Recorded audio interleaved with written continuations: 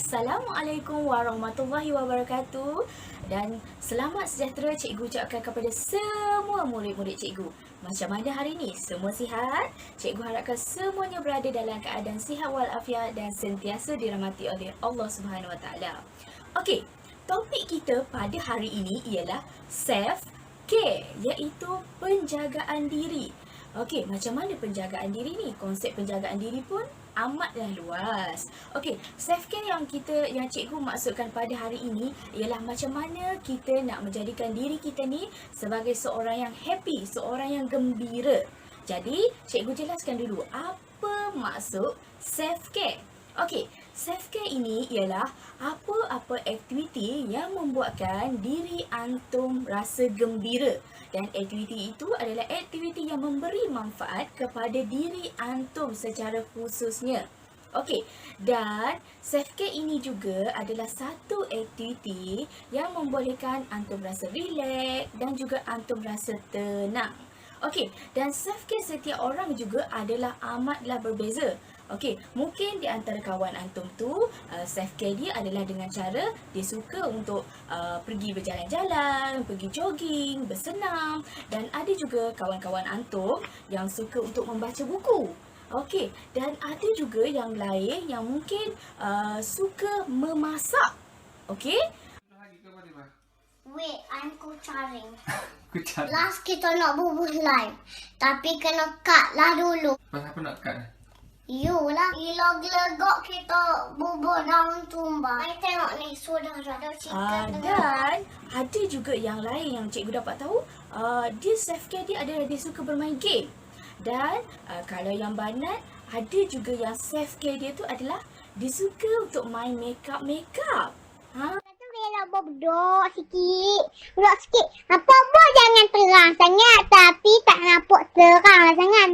Apa-apa kena lapis-lapis tu. Apa ni. Jangan tunjuk macam ni. Kuat. Jangan tunjuk kuat.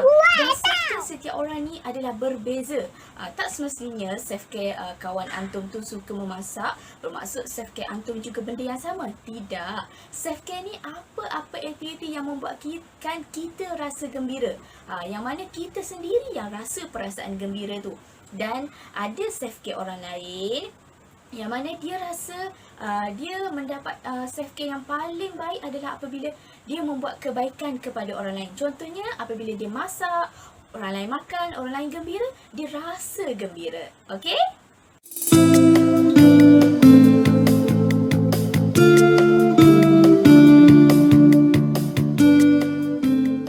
Apa itu kepentingan self care?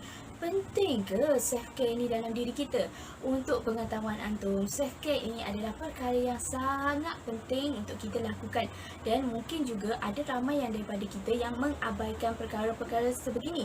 Jadi, hari ini cikgu nak antum semua tahu dan cari apa itu self care antum. Okey, cikgu bagi contoh. Okey, antum pernah tengok kan tumbuhan. Tumbuhan kalau dia nak membesar, tumbuhan perlukan cahaya matahari, perlukan air yang cukup, udara, dan kalau kita nak dia sihat lagi, kita letak baja. Okey, macam tu jugalah untuk pengetahuan antum, kita sebagai manusia ni, untuk menjadikan kita ni seorang yang dapat berfungsi dengan baik, seorang yang baik dari segi jasmani, dari segi rohani, bermakna kita kena ada self care untuk diri kita sendiri. Okey, cikgu ada beberapa soalan dan cikgu nak antum tanya diri antum.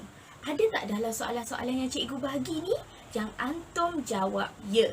Okey, sila jujur dengan diri antum, okey?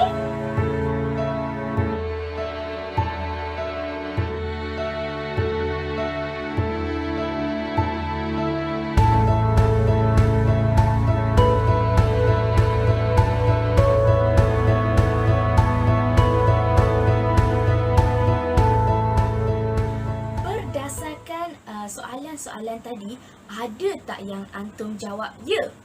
Sekiranya ada, itu bermaksud antum memerlukan self care. Antum kena cari self care, kena cari apa aktiviti yang boleh menyebabkan antum rasa gembira. Okey, dan kegembiraan itu ataupun kebahagiaan diri kita ini adalah sesuatu yang kita kena cari. Ianya tak adalah datang tergolek. Maknanya okey gembira, tak ada. Sebenarnya kegembiraan itu kadang-kala kita kena cari untuk diri kita. Kita kena tahu apa aktiviti yang membuatkan kita rasa gembira. Untuk pengetahuan antum juga, self care ini adalah penting sebabnya self care ni dapat mengurangkan kadar stres dan juga anxiety yang ada dalam diri kita. Seperti yang kita tahu, kalaulah stres dan anxiety dalam diri kita ni tinggi, macam yang cikgu buat ujian DAS kepada antum sebelum ni. Okey, kalau stres dan anxiety kita ni tinggi, ianya boleh membawa kepada kemurungan yang mana kesan dia antum tak boleh nak fokus belajar, antum rasa sedih, rasa murung je sentiasa. Jadi, untuk mengelakkan perkara tersebut dah berlaku kepada diri kita, maknanya antum kena cari self care yang terbaik dalam diri antum. Okey, seperti yang cikgu cakap, self care setiap orang adalah berbeza. Okey, memandangkan sekarang ni kita berada dalam tempoh PKPB, bermakna antum tak boleh nak keluar rumah, tak boleh nak pergi mana-mana tempat sesuka hati, tak dapat nak pergi sekolah. Jadi, aktiviti antum kebanyakannya adalah berada di rumah. Jadi, walaupun berada di rumah, antum jangan risau. Banyak aktiviti self-care yang antum boleh lakukan yang boleh membuatkan antum rasa gembira. Okey, cikgu akan kongsikanlah beberapa aktiviti yang antum boleh lakukan sepanjang antum berada di rumah. Okey, yang pertama, self-care yang boleh antum lakukan adalah dengan cara menulis. Okey, menulis ni adalah satu terapi yang sangat baik dalam diri antum. Antum boleh tulis apa yang antum rasa, antum boleh tulis cerita atau apa saja yang membuatkan antum rasa gembira. Dan tipsnya juga untuk menjadikan antum gembira adalah setiap hari antum tulis apa kebaikan yang antum dah buat hari ni. Selain itu juga antum boleh tulis untuk hari ni apa kesalahan yang antum dah buat, dan untuk esok apa yang antum rasa antum nak pastikan ianya dapat ditukar menjadi benda yang lebih baik. Okey, yang kedua yang antum boleh lakukan adalah dengan cara antum boleh bersenam. Okey, bersenam ni tak semestinya di luar rumah sahaja. Dekat dalam rumah pun kita boleh buat. Ada indoor senaman yang boleh dilakukan di dalam rumah, iaitu indoor. Dan senaman ni antum boleh search saja dekat YouTube. Banyak sangat yang cikgu tengok senaman-senaman yang kita boleh lakukan di dalam rumah. Dan bila kita bersenam ni, tubuh badan kita akan menghasilkan hormon endorfin. Yang mana hormon ini adalah hormon yang boleh menyebabkan kita rasa gembira dan boleh menjadikan mood kita ni rasa gembira. Okey,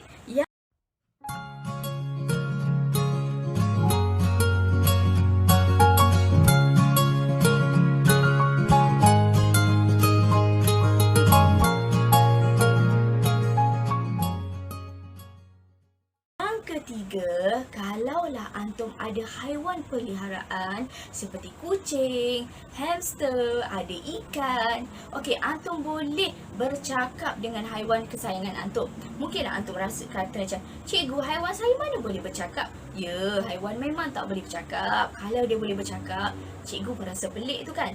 Tapi sebenarnya bila kita bercakap dengan haiwan kesayangan kita ni, kita akan rasa tenang. Contohnya antum bercakap dengan kucing antum.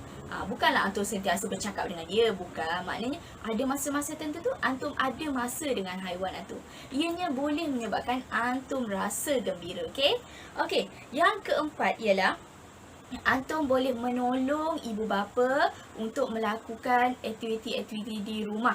Okey, sebagai contoh, boleh menyapu sampah, boleh kemas rumah atau apa-apa aktiviti. Dan antum jangan rasa bila antum buat aktiviti tersebut, antum rasa macam stres. Jangan. Okey, jadikan aktiviti tersebut sebagai sesuatu yang menarik. Okey, dengan itu antum dapat membantu ibu bapa dan antum dapat gembirakan diri antum. Okey, yang kelima ialah antum boleh membaca buku. Okey, membaca buku ini mengikut kajian adalah satu aktiviti yang boleh menyebabkan seseorang itu merasa tenang. Okey, sekiranya antum ini adalah seorang yang mudah marah, seorang yang mudah emosi, seorang yang suka bercakap marah-marah. Okey, antum boleh cuba untuk membaca. Dan membaca ini, antum boleh cuba untuk membaca buku-buku yang ilmiah. Dan buku-buku tersebut boleh membantu antum untuk menjadi orang yang lebih positif. Okey? Okey, yang keenam adalah antum boleh bermain permainan. Okey, dekat rumah pun macam-macam permainan yang antum boleh main. Antum boleh main board game seperti antum boleh main Monopoly, antum boleh main Jenga, atau antum boleh bermain ni dam ular. Aktiviti-aktiviti ni pun adalah aktiviti yang menarik yang boleh menyebabkan antum rasa gembira. Okey, selain itu juga seperti yang cikgu tahu, anak-anak murid cikgu ni ada juga yang suka main game online. Yang terbaru yang cikgu tahulah, sekarang ni yang tengah trending adalah game Among Us dan juga Free Fire, tak silap cikgu kan. Ada ramai juga yang main game kan. Okey, bermain game online pun boleh menggembirakan diri antum. Tapi harus diingat, antum kena hadkan masa supaya antum ni tidaklah pula menjadi individu yang mengalami ketagihan gadget. Okey? Boleh faham? Yang ketujuh, self-care yang ketujuh ialah self-talk dengan Allah Subhanahu Wa Taala. Okey, bila yang kita boleh buat self-talk ni? Okey, self-talk dengan Allah ni kita boleh buat bila-bila masa, dan terutamanya adalah selepas solat lah. Selepas solat, antum jangan bangun lagi, tapi berdoa dulu dekat Allah Subhanahu Wa Taala. Doa apa yang antum inginkan. Selain kita berdoa juga, antum boleh ceritakan apa-apa sahaja dekat Allah. Apa perasaan antum, ceritakan segala-galanya. InsyaAllah antum akan rasa lega selepas itu. Okey, selain itu juga antum kalau boleh spend time 15 hinggalah 30 minit setiap hari untuk membaca Al-Quran. Okey, insya-Allah dengan membaca Al-Quran, hati antum akan menjadi tenang. Okey, dan itu adalah sebenarnya self-care yang paling baiklah untuk kita bagi seorang yang bergelar seorang Muslim. Okey, itu adalah 7 yang cikgu dapat share hari ini, self-care yang antum boleh buat dekat rumah. Tetapi ada banyak lagi self-care yang antum boleh buat. Okey, yang mana kalau antum rasa sesuai dengan diri antum, yang antum rasa gembira, antum boleh buat. Okey? Okey, itu sahaja daripada cikgu perkongsian untuk minggu ini. InsyaAllah kita akan jumpa untuk minggu yang seterusnya dengan topik yang lain pula. Okey? Okey, itu sahaja. Assalamualaikum warahmatullahi wabarakatuh. Bye.